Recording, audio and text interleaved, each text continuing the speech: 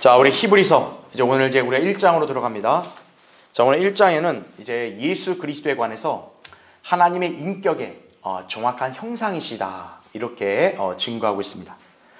그러니까 어때요? 예수 그리스도는 단순하게 어떤 하나의 어떤 무슨 영적인 피조물이나 어떤 피조된 하나님 이런 개념이 아니에요. 그분은 원래 태초부터 계신 하나님이신데 이제 어떤 거예요? 이 자신을 낮추어서 인간으로 오신 것이죠. 예. 그래서 이제 히브리서 기자는 이 1장에서 예수 그리스도를 증거할 때 이분은 단순한 저 천상에 있는 그런 어떤 영적인 피조물이나 천사하고 감히 비교될 수 있는 분이 아니다라는 점을 여기서 이제 강조하고 있는 거예요. 예. 자, 그래서 오늘 1장은 바로 이제 어떤 부분을 강조하냐? 천사들보다 월등하신 예수 그리스도라는 얘기죠. 지난 시간에 히브리서를 제가 이렇게 강의할 때 주제가 더 나으니라 그랬잖아요. 그러니까 그 어떤 과 비교해서 예수 그리스도가 가장 월등하다 이건데, 자, 1장에서는 예수 그리스도를 이제 누구와 비교하냐면 천사와 비교합니다. 그러니까 천사와도 비교했을 때도 감히 비교가 안 된다는 거죠. 예. 자, 오늘 그 주제로 한번 살펴보겠습니다. 자, 교환을 보세요. 자, 히브리서 1장의 처음 네 구절은 이제 1절부터 4절인 거죠. 성경의 장엄한 구절들 중에 하나로서 그 장엄함은 창세기 1장 1절과 또 요한복음 1장 1절부터 3절의 장엄함과 맞먹는다 얘기하고 있습니다. 창세기 1장 1절이 뭡니까? 태초에 하나님께서 창조하셨다는 점. 그러니까 원래부터 계신 분이라는 점을 증거하고 있죠. 요한복음 1장 1절은 뭡니까? 태초에 말씀이 계셨다는 거죠. 예. 그러니까 어느 순간에 이렇게 창조된 분이 아니라 아예 태초부터 영원전부터 계셨던 분이다. 바로 이 하나님께서 얼마나 장엄하시고 또 위대하신지를 증거하는 거죠. 그거에 비견될 정도로 히브리서 1장에는 바로 예수 그리스도가 원래 태초부터 계셨던 하나님이심을 증거하고 있다는 얘기예요. 자, 한번 1장 3절을 보세요. 거기. 자, 예수 그리스도가 어떤 분이신지를 이렇게 묘사합니다. 하나님의 영광의 뭐라요? 광채시며 그분의, 잘 보세요, 인격의 뭐라고 해요? 정확한 형상이시고 얘기합니다. 이 형상이 뭡니까? 형상은 눈에 보이는 거예요. 그렇죠. 우리가 하나님의 인격이라는 건 사실 눈에 보여요? 안 보여요? 안 보여요. 근데 그걸 우리 인간의 눈에 보이도록 이렇게 나타나신 분이 누구라는 거예요? 예수 그리스도라는 얘기죠. 그 다음에 자, 예수 그리스도는 또 어떤 능력을 가졌냐면 능력의 말씀으로 만물을 어떻게 하고 있대요? 붙들고 계시며. 여러분, 이 만물이 지금 질서 있게 운행이 되고 있잖아요. 그게 왜 그런 거예요? 그분의 능력의 말씀 때문이라는 거죠.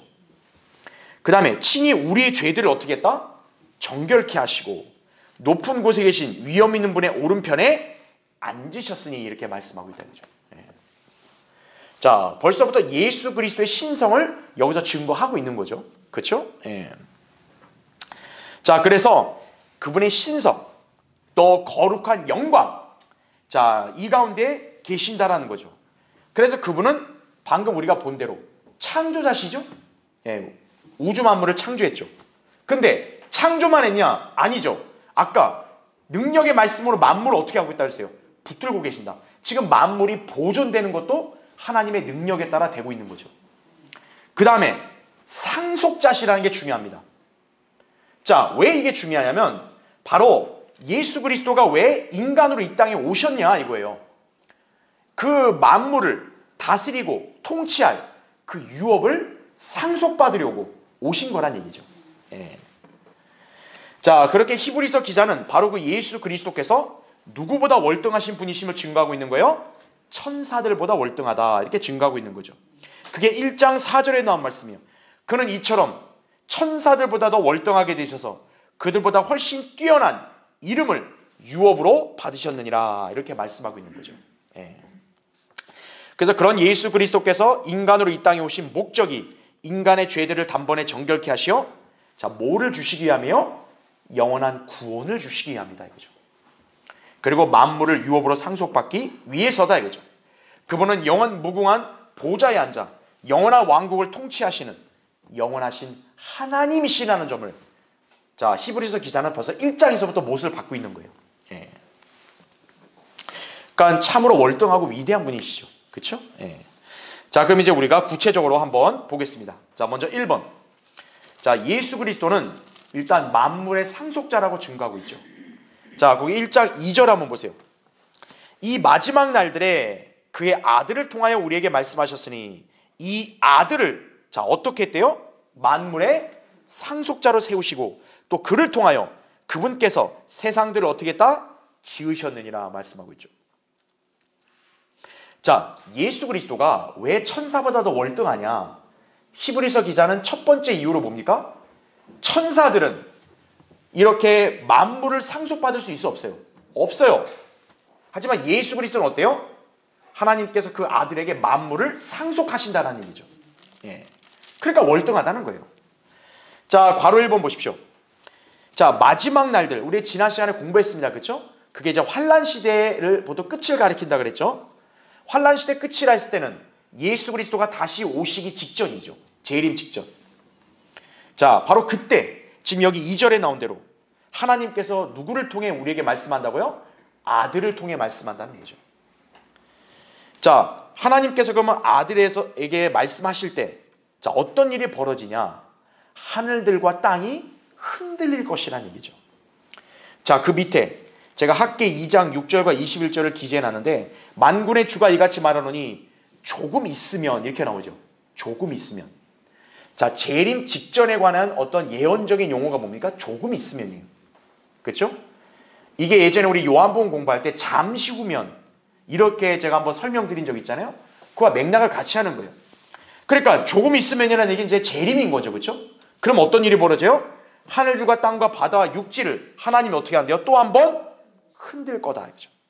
내가 하늘들과 땅을 진동시킬 것이다.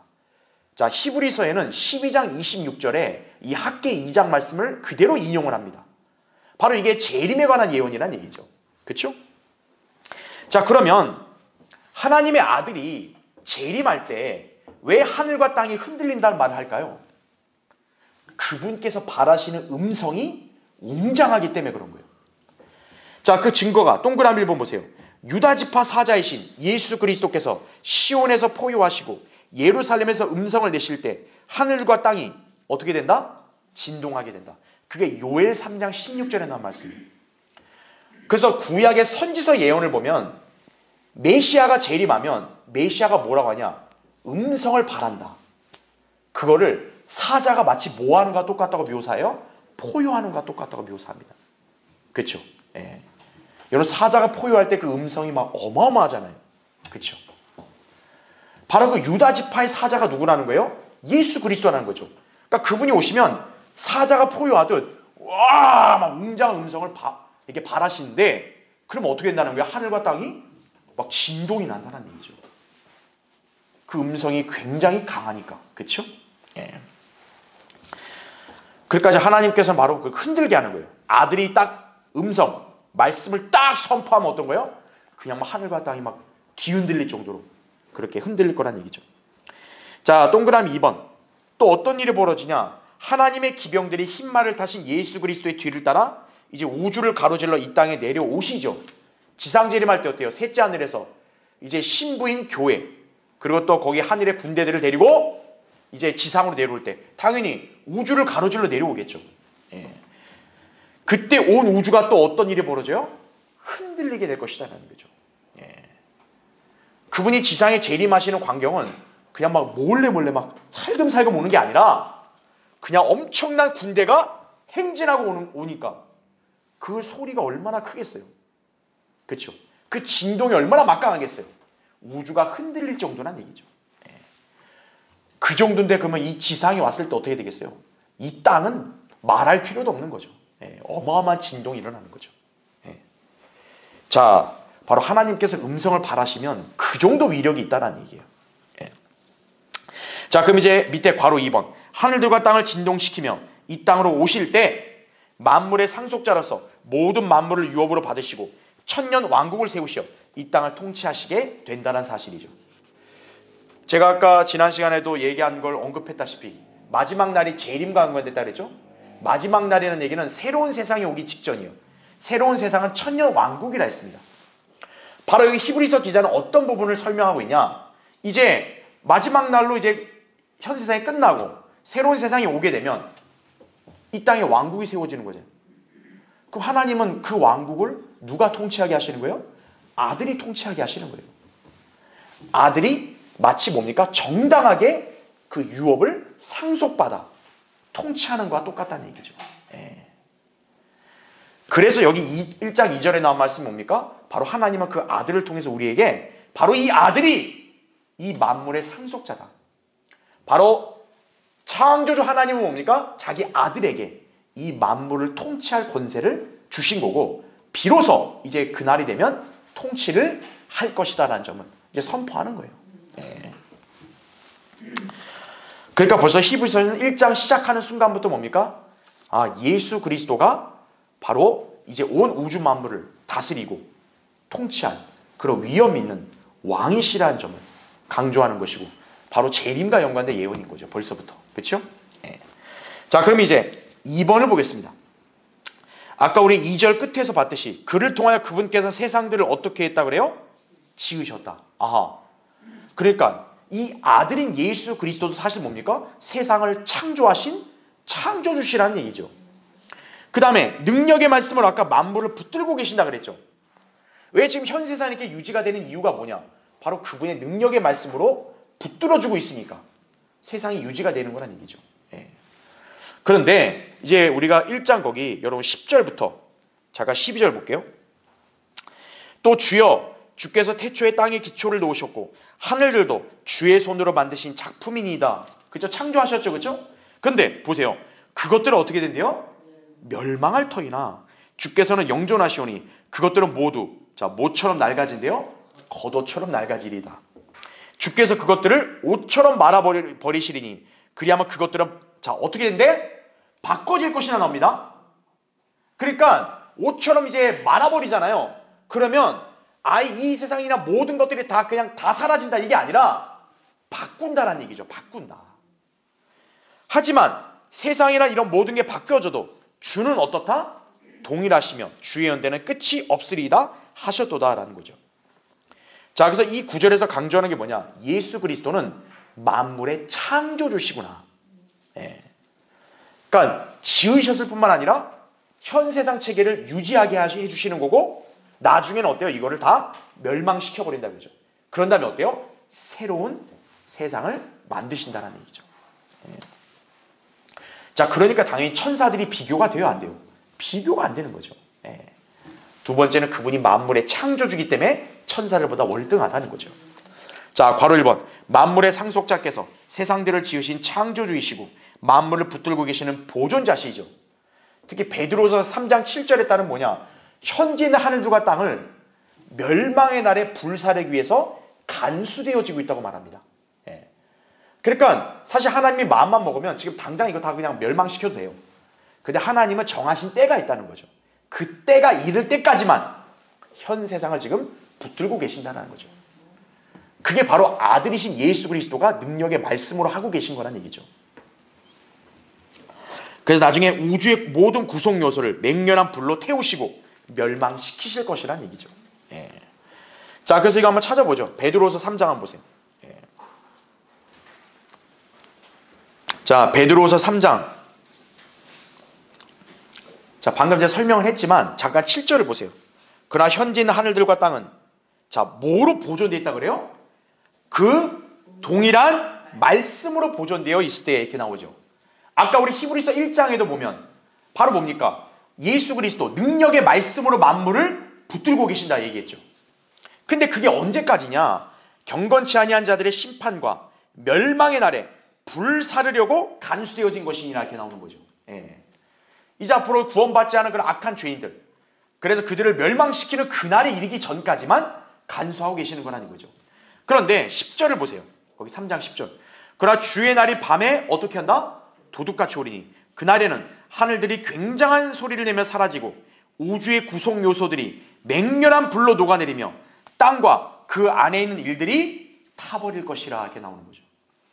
또 내려와서 12절. 하나님의 날이 오기를 고대하고 열망하라. 그때는 하늘들이 불에 타서 녹아버리고 우주의 구성 요소들도 맹렬한 불에 녹아내릴 것이나 이렇게 나오는 거죠. 그러니까 이 전까지는 지금 예수 그리스도의 능력의 말씀으로 현재 만물을 붙들어주고 있는 거예요. 근데 이날에는 아예 그냥 불로 다 태워버리신다는 얘기죠. 불살라버리시는 거예요. 그러면 아까 우리 1장 10절 읽었던 대로 겉옷처럼 낡아진다 그랬죠. 말아버린다 그랬죠. 그냥 현 세상을 그렇게 아예 없애버린다는 거예요. 그런데 그렇다고 세상이 아예 사라지는 게 아니라 바꿔진다 그랬죠. 어떻게 바꿔져요? 13절. 우리는 그의 약속대로 의가 거하는 새 하늘들과 새 땅을 기다리도다 이렇게 나오는 것이죠. 예. 바로 영원 세계인 거죠. 그렇죠. 예. 자, 바로 그걸 누가 하냐? 예수 그리스도가 하신다는 얘기예요. 자, 그분이 과연 천사들과 비교가 될 수 있겠어요? 비교가 안 된다는 얘기죠. 자, 그럼 밑에 괄호 2번을 보십시오. 이제 다시 교환해. 하나님의 영광의 광채이신 주님께서는 자, 뭐라고 또 묘사돼요? 의의 태양이시다. 여러분, 광채가 뭡니까? 빛이 나는 거죠. 빛을 발하는 건 뭡니까? 태양이죠. 예. 말라키 4장 2절에 나온 대로 예수 그리스도는 의의 태양이에요. 그리고 어떤 사람도 접근할 수 없는 빛 가운데 거하시는 참 빛이시라는 얘기죠. 디모데전서 6장 16절에도 바울이 예수님을 묘사할 때 어떤 사람도 접근할 수 없는 빛 가운데 계신다. 왜냐? 하나님이 곧 뭐예요? 빛이시잖아요. 네. 자, 이제 그분이 이제 재림하시게 되면 어떻게 되겠어요? 당연히 찬란한 빛을 발하시겠죠. 그 빛이 얼마나 눈이 부시겠어요? 일반 사람의 눈으로 감히 그걸 응시할 수 있겠어요? 못한다는 얘기죠. 그렇죠? 예. 자, 나머지 구절은 여러분이 참지해서 찾아보시면 됩니다. 자, 맨 밑에 괄호 3번. 예수 그리스도께서는 하나님의 인격의 정확한 형상이시다 이거죠. 여러분, 형상이라는 게 영어로 뭐냐? 이미지입니다. 예. 여러분, 사실 우상이라는 것도 왜 생긴 겁니까? 인간들이 자기들이 신봉하는 신이 눈에 보이지 않아요. 막연해요. 그러니까 어떤 거예요? 자기들이 뭔가 좀 희망을 가져보려고 눈에 보이게 만들어보자. 그게 형상이에요. 예. 그게 우상인 거죠. 그런데 성경은 예수 그리스도를 뭐라고 묘사하는 거예요? 하나님의 형상이라고 묘사하는 거예요. 왜요? 하나님은 눈에 보여요, 안 보여요? 안 보이잖아요. 근데 인간들에게 너희 눈에 안 보여도 하나님은 살아계시고 존재하신다는 점을 보여주는 거죠. 바로 인간들에게 하나님이 나타나서 보여주는 그분이 바로 예수 그리스도라는 거죠. 그분이 하나님의 형상이라는 거예요. 자, 그래서 다음과 같은 특징들이 있죠. 교환해 보시면 동그라미 1번. 하나님의 형상은 바로 누구다? 주 예수 그리스도라는 얘기죠. 예. 골로새서 1장 15절에 나온 말씀이죠. 3장 10절에도. 자, 동그라미 2번. 하나님의 형체로 계신다 그랬죠. 빌립보서 2장 6절에 보면 태초에 말씀이신 분은 하나님의 형체예요. 그렇죠? 근데 그분께서 초림 때 인간의 눈에 보일 수 있도록 뭐로 이 땅에 나타나셨다? 하나님의 형상으로 나타나셨다는 얘기죠. 그래서 동그라미 3번 보세요. 아버지의 품 안에 계신 독생자께서는 보이지 않으시는 하나님을 분명하게 밝히셨다는 얘기죠. 그 요한복음 10장 30절에 나온 말씀이 뭡니까? 나와 나의 아버지는 뭐다? 하나니라 이거예요. 그러니까 빌립이 아버지를 보여달라고 이렇게 답답한 질문하니까 예수님 뭐라 그래요? 나를 본 자는 아버지를 보았다 이거예요. 예. 자, 예수님께서는 바로 보이지 않는 하나님의 보이는 형상이신 것이다라는 얘기죠. 예. 자, 그래서 동그라미 4번 보세요. 그런데 세상은 어떻게 했습니까? 그 하나님의 형상이신 예수 그리스도를 알아봤어요? 못 알아봤어요? 못 알아보고 십자가에 못 박여 죽였죠. 그 이유는 이 세상 신이 누구예요? 마귀입니다. 마귀가 그들의 마음을 어둡게 해버렸기 때문이라고 바울이 증거하고 있는 거죠. 그게 고린도서 4장 4절에 나온 말씀이에요. 그러니까 이 세상 신이 믿지 않는 자들의 마음을 어떻게 했다? 어둡게 만들었다 이거죠. 그래서 하나님의 형상이신 그리스도의 영광스러운 복음의 광채가 그들에게 비치지 못하게 했다고 증거하고 있는 거죠. 예. 그러니까 밝은 걸 아예 못 보게 만드는 거예요. 아주 깜깜하게 만들어버리는 거죠. 예. 그게 이 세상 신이 지금 믿지 않는 자들의 마음에 지금 역사하고 있는 현상인 거예요. 예. 그러니까 우리가 세상에다 복음의 빛을 비추는데도 대다수 사람들은 그걸 받아들이지 않는 거예요. 왜? 안 보이거든요. 마귀가 완전히 깜깜하게 만들어버리거든요. 예. 그 다음에 동그라미 5번. 하나님의 인격의 정확한 형상이신 예수님께서는 자, 육신으로 나타나신 뭐다? 신격이시라는 거죠. 여러분, 신격은 육이 아니잖아요. 그렇죠? 그러니까 인간이 볼 수가 없잖아요. 근데 예수 그리스도는 뭡니까? 인간이 눈으로 볼 수 있도록 육신으로 나타나신 하나님이라는 얘기죠. 그게 디모데전서 3장 16절. 바로 경건의 신비인 거죠. 자, 그분은 몸의 형태로 거하시는 신격이셨다라는 거예요. 그분 안에는 신격의 모든 충만함이 자, 뭐로 거하신다? 몸의 형태로 거하시나니 거죠. 예. 그러니까 예수 그리스도를 보면 뭡니까? 삼위일체 하나님의 완벽한 구현이라고 보시면 되는 거죠. 그렇죠. 예. 그러니까 이 신격이라는 거는 눈에 안 보이잖아요. 어떤 이렇게 물리적인 모양이 있는 게 아니잖아요. 근데 그 신격이라는 게 어떤 거예요? 몸의 형태로 지금 거한다라는 거죠. 그 몸은 바로 예수 그리스도를 가리키는 거죠. 그렇죠. 예. 그래서 뭡니까? 하나님의 영혼 몸. 인간의 영혼 몸이 바로 하나님의 모습을 따라 이렇게 만들어진 거 아니에요. 그렇죠? 그러니까 하나님의 영혼 몸이 다 예수 그리스도 안에 몸의 형태로 거하고 계신 거다라는 얘기죠. 그렇죠? 예. 자, 그렇게 이해하시면 돼요. 자, 밑에 이제 괄호 4번. 자, 바로 이 예수 그리스도께서 이 땅에 인간으로 그럼 왜 오신 거냐 이거예요. 여기 나온 대로 죄들을 어떻게 하려고요? 정결케 하시려고 오신 거라는 얘기죠. 자, 그 일을 완수하신 다음엔 승천하셨죠. 승천하신 다음에 지금 주님은 어디에 계시는 거예요? 거기 나온 대로 높은 곳에 계신 위엄 있는 분의 오른편에 앉아 계신다는 얘기죠. 지금. 예. 그러니까 히브리서 기자는 태초의 예수 그리스도와 그분이 초림하셨을 때와 그리고 구속사역을 완성하신 다음에 승천하시고 현재 교회 시대 어디에 계시는 것까지를 이 3절에 압축해서 설명하고 있는 거란 얘기예요. 예. 그렇게 여러분이 이해하시면 되는 거죠. 그렇죠? 예. 자, 동그라미 1번. 죄는 누구만이 정결케 할 수 있습니까? 하나님만이 정결케 할 수 있죠. 오직 예수 그리스도의 피를 통해서만 정결케 됨을 요한일서 1장 7절, 에베소 1장 7절, 골로새 1장 14절 등에 설명을 하고 있습니다. 그렇죠? 왜냐하면 제가 밑줄을 쳐놨죠. 예수 그리스도의 피는 무슨 피이기 때문에? 하나님의 피이기 때문에 여러분 그걸 기억하셔야 돼요. 왜 다른 피는 안 되냐 이거예요. 다른 인간의 피는 똑같은 죄성을 가졌기 때문에 죄를 제거할 수 없어요. 그렇죠? 짐승이 아무리 정결하다 할지라도 그 짐승의 피는 이렇게 영원한 효력을 가져올 수 없어요. 오직 하나님의 피만이 이 인류의 모든 죄들을 다 말끔하게 제거할 수 있다는 얘기죠. 예. 사도행전 20장 28절에 나온 대로. 그래서 예수 그리스도의 피가 왜 중요하냐? 그 피는 하나님의 피니까요. 예. 하나님의 피를 흘리니까 어떤 거예요? 모든 죄가 단번에 제거가 가능한 거죠. 그렇죠? 그 동그라미 2번. 그 영원한 피의 속죄제를 드리신 예수 그리스도께서는 현재 자 어디에 앉아 계신다? 하나님의 보좌 오른편에 앉아 계신다는 얘기죠. 자, 성경에서 보좌는 뭐를 의미하냐? 통치, 권세, 권위, 위엄, 영광 등을 의미한다는 얘기죠. 그러니까 여러분이 알아야 될 게 하나님이 그냥 오른편에 예수님이 단순히 앉아 계신다 이 차원이 아니라 보좌라는 표현을 얘기하잖아요. 그렇죠? 바로 그분께 권세와 위엄과 권위가 주어졌음을 또 상징적으로 보여주는 것이에요. 그러니까 예수님이 단순한 2인자로 그냥 밀려있다 이 차원이 아니에요. 예. 그분이 보좌에 역시 앉아 계시는 거예요. 예.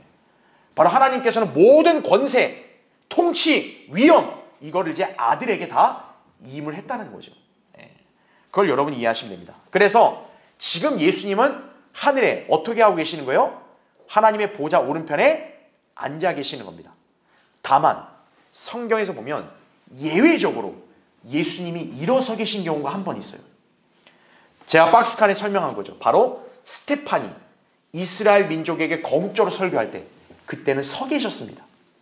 왜 그러냐? 스테판이 곧 죽을 때를 대비해 서 계신 게 아니고 이스라엘이 민족적으로 회개하고 스테판 설교를 듣고 순종하면 바로 재림이 일어날 수 있었기 때문에 그런 거예요. 예. 그러니까 여러분이 알아야 될 게 뭡니까? 예수 그리스도는 이 땅에 다시 오시는 것을 제외하고는 뭐예요? 지금 오른편에 앉아 계신다는 점을 아셔야 돼요. 그러니까 앉아 계시는 거고 서 계시는 건 뭐예요? 내려오시려고 서 계시는 거다. 그렇게 이해하셔야 돼요. 그럼 그분이 내려오시는 건 뭡니까? 재림 때라는 얘기죠. 그렇죠? 예. 그래서 이제 여러 박스칸은 나중에 참조하시면 됩니다. 자, 밑에 3번 보세요. 천사들보다 더 월등하게 되셔서 잘 보세요. 그들보다 뭐를 받았다? 훨씬 뛰어난 이름을 유업으로 받았다. 예. 자, 예수 그리스도께서는 천사들보다 훨씬 뛰어난 이름을 유업으로 받으셨죠. 다음 페이지 보세요. 자, 맨 위에 괄호 1번. 그 이름은 뭘까요? 주 예수 그리스도죠. 여러분이 아셔야 될 게 예수라는 인간의 이름은 태초에 있는 게 아니라 그분이 동정녀로 탄생하실 때 주어진 거예요. 그렇죠? 태초에 예수 그리스도는 원래 이름이 뭐예요? 말씀이라고요. 말씀. 그 요한복음 1장에 나오잖아요. 태초에 말씀이 계셨다. 그게 말씀이 육신이 되어 나타났다. 그때 아버지 하나님이 그 육신으로 태어나시는 말씀을 예수라는 이름을 짓게 한 거죠. 예. 그래서 그 말씀이신 하나님이 어때요? 아버지의 뜻에 순종함으로써 그 아버지는 아들을 가장 높였죠. 그 증거가 아들의 이름, 예수란 이름을 가장 높인 거란 얘기죠. 예. 그렇게 여러분 이해하셔야 되는 거예요. 그래서 주 예수 그리스도만이 완벽한 이름이에요. 그렇죠? 천사들의 이름들보다 뛰어난 이름일 뿐 아니라 모든 이름보다 뛰어난 이름이라고 빌립보서 2장 9절부터 11절에 나오고 있는 거죠. 그러니까 아버지께서 아들을 지극히 높이셨다 그랬죠. 모든 이름 위에 있는 한 이름을 줬다고 그랬습니다. 그 예수라는 이름이라는 거죠. 예. 뭐 가브리엘, 미카엘 뭐 이런 천사가 비교가 되겠어요? 아니죠. 그렇죠? 그래서 괄호 2번 보시면 하늘 아래에서 그래서 인간이 구원받을 수 있는 유일무이한 이름이란 얘기죠. 사도행전 4장 12절에 나온 대로. 그래서 특히 예수란 이름의 의미 자체가 뭡니까? 구원자란 뜻이에요. 구원자. 마태복음 1장 22절을 보면 이제 천사가 요셉에게 얘기하잖아요.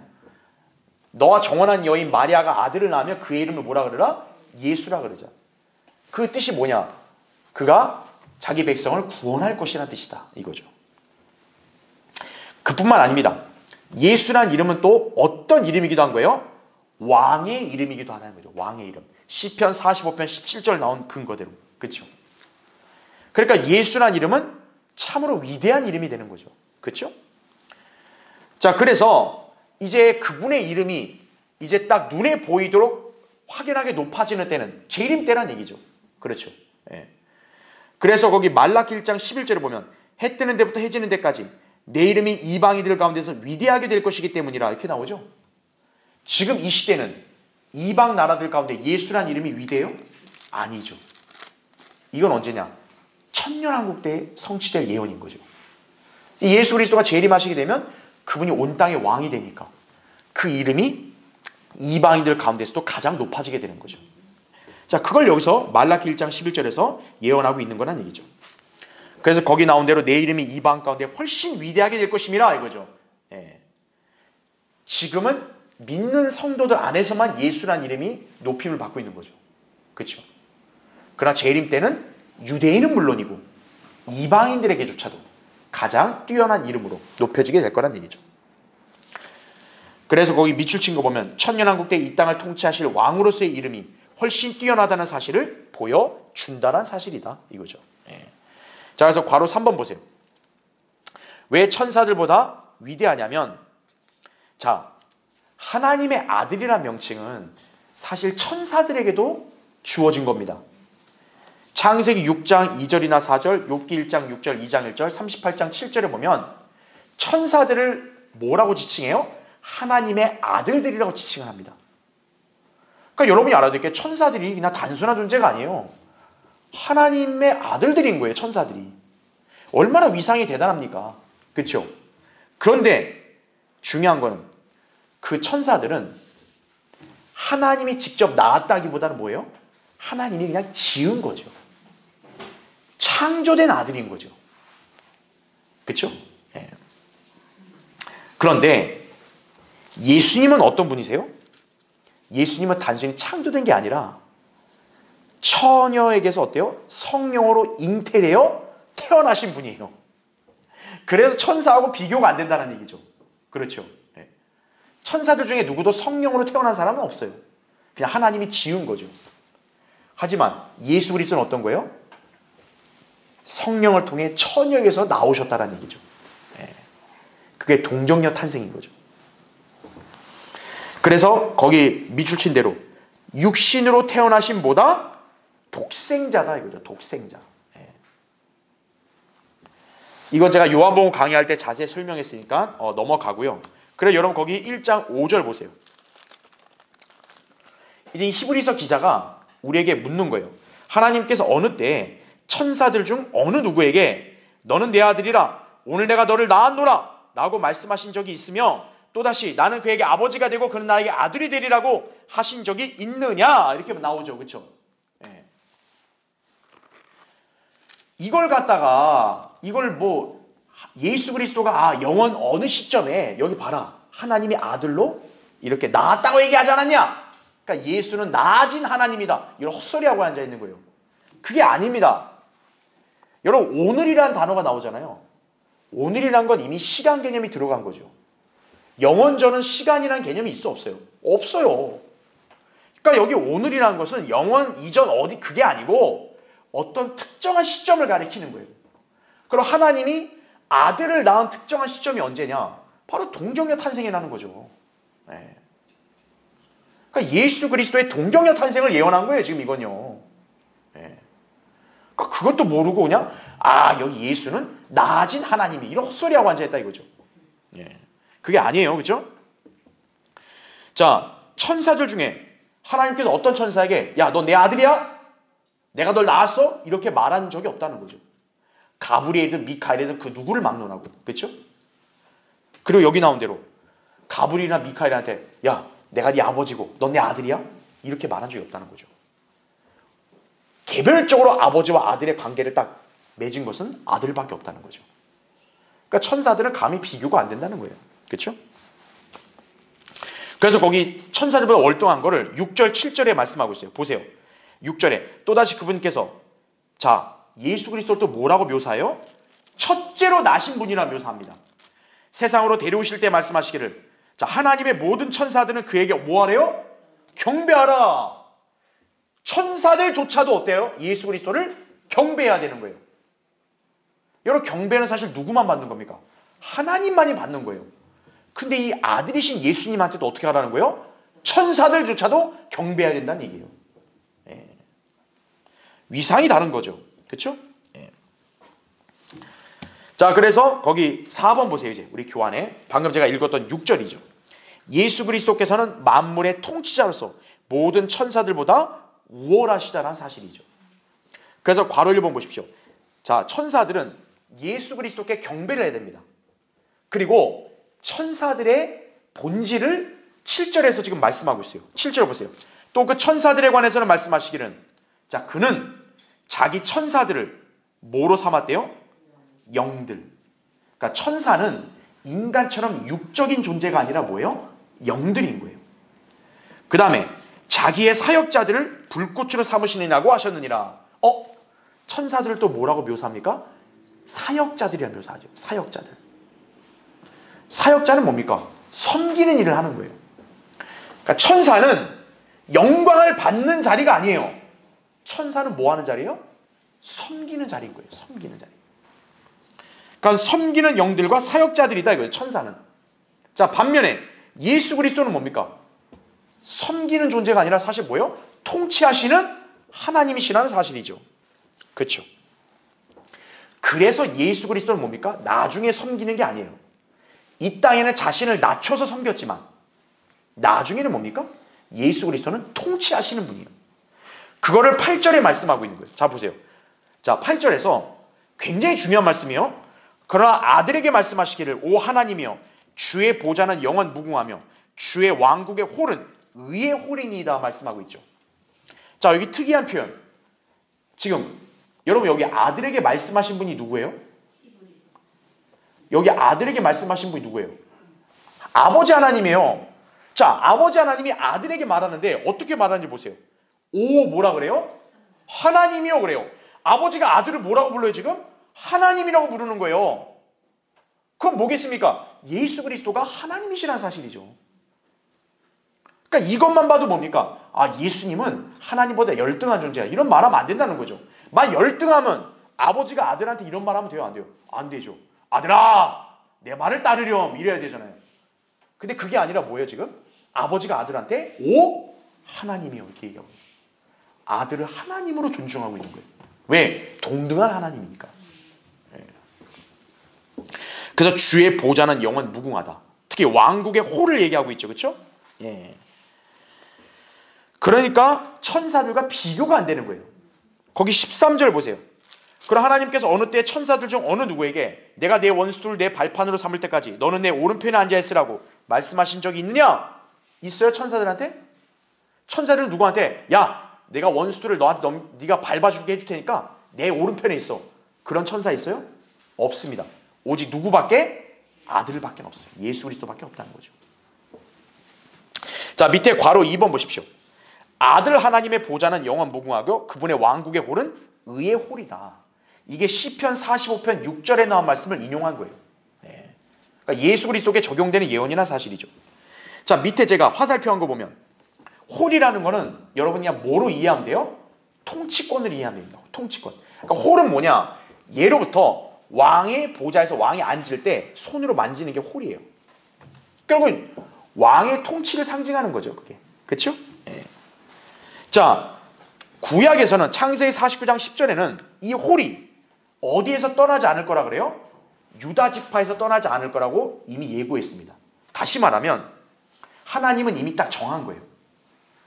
이 땅을 다스릴 왕국의 왕은 어느 지파? 유다 지파에서 나온다. 다른 잡다한 어느 민족에 나오는 게 아니라 하나님이 택한 히브리인들, 그 유대인들 가운데서도 유다 지파에서 나올 거다. 이거죠. 그래서 유다 지파에서 통치권을 지닌 왕, 곧 예수 그리스도께서 나오시기 때문에 그런 거란 얘기죠. 그렇죠? 예. 그래서 그분의 통치권은 영적인 것만이 아닙니다. 일반 교회들은 영적으로만 다 갖다 붙이는 거예요.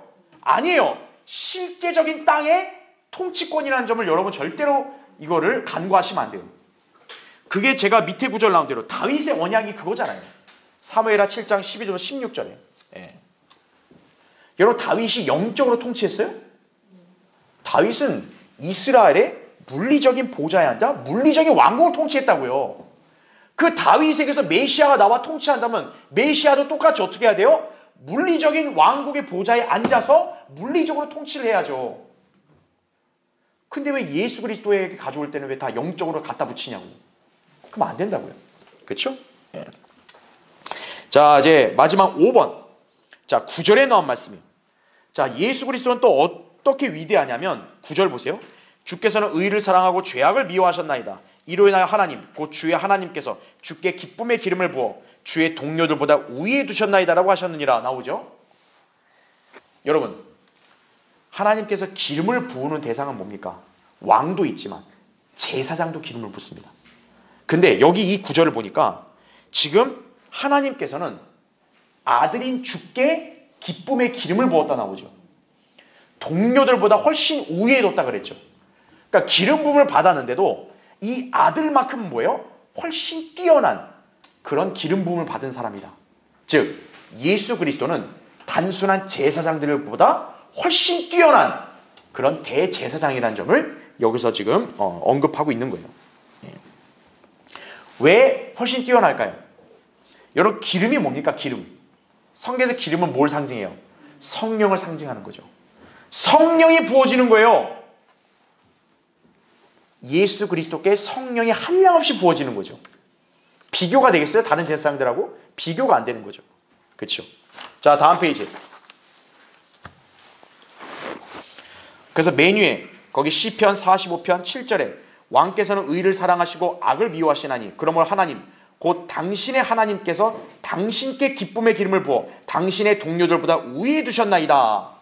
자, 시편에서는 당신이라고 표현했어요. 자, 근데 이 당신이 히브리서 1장에 오니까 아들에게 적용이 되더라 이거예요. 예.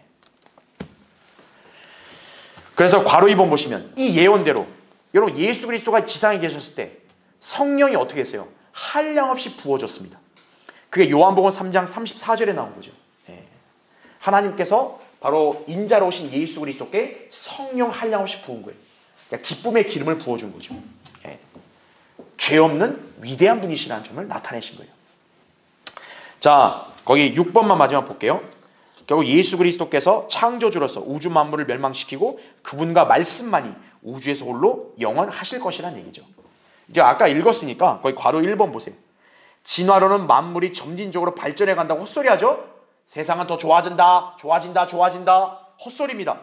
성경은 오히려 뭐라고 해요? 세상은 갈수록 사라져가고 급기야는 멸망할 것이다. 이거예요. 우주는 진화하는 게 아니에요. 아까 여기 히브리서 1장에 나온 대로 옷처럼 말아서 없어버린다. 겉옷처럼. 네. 우주는 그게 말려서 사라질 거란 얘기예요.